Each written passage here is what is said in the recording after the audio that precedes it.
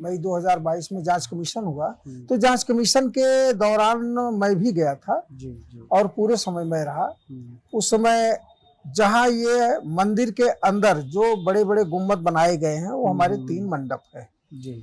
तो गर्भगृह है, दक्षिण दिशा में मुक्ति मंडप है, उत्तर दिशा में ऐश्वर्य मंडप है। इन 3 मंडप के नीचे ये नमाज पढ़ते हैं और पश्चिम दिशा में इन्होंने अपना फ्रंट बनाया है।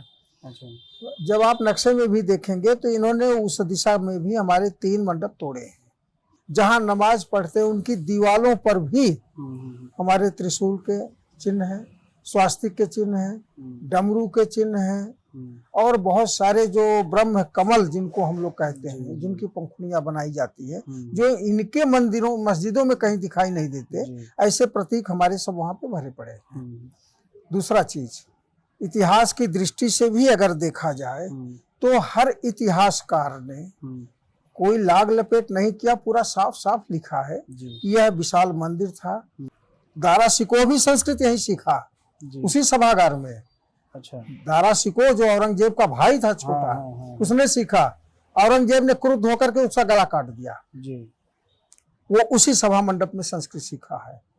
क्योंकि हमें अपमानित करने के लिए इनके 3 रास्ते होते हैं, या तो हमारे देवी देवताओं के विग्रह को और धर्म चिन्हों को हमको ठेस पहुंचाने के लिए वजू टैंक में डाल दें, या शौचालय में डाल दें, या सीढ़ियों के नीचे दफन कर दें। इनके 3 स्थान होते हैं।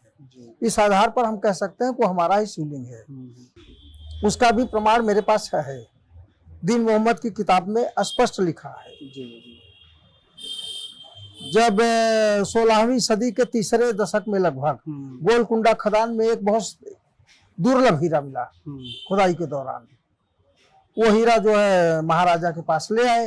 उन्होंने वहां ज्योतिषियों से विचार करवाया और कहा भाई देखो ये हीरा कैसा है, इसका क्या है। ज्योतिषियों ने विचार किया, उन्होंने कहा महाराज ये बहुत शापित हीरा है, जहां रहेगा बहुत नुकसान पहुंचाएगा। तब उन लोगों ने कहा कि इसका हल बताओ। उन्होंने कहा इसका हल केवल एक ही है कि काशी में जाकर भोलेनाथ को अर्पित कर दीजिए। अच्छा, वही शिवलिंग के ऊपर हीरा यहाँ आकर के रखा था, जो 5 भागों में निशान बना है, वो हीरा रखने के लिए ही स्थान बनाया गया होगा। नंदी उस समय, जिस समय नेपाल नरेश ने भेंट किया था, भारी भरकम नंदी का मुंह भी इधर किया गया। हो सकता है उस समय लोगों को पता हो कि इन्होंने हमारे शिवलिंग को यहाँ पर डाला है, इसलिए नंदी का मुंह उधर किया कि आज नहीं कल हम कभी हिंदू समाज कभी भी निराश नहीं हुआ, लड़ाई हमेशा लड़ता रहा। 1809 में सबसे बड़ा दंगा हुआ था इसको लेकर के, बहुत जन हानि हुई थी। वो तो मेरे सामने मैं इस सबूत में था, जांच कमीशन में था। जब डमरू दिखता था और वो त्रिशूल दिखता था, ओम दिखता था, लोग कहते थे भाई ये त्रिशूल है, ये डमरू नहीं कुछ नहीं है, ये कुछ नहीं है, ये कुछ नहीं, कह के हट जाते सामने झूठ। हाँ बिल्कुल कुछ नहीं हो।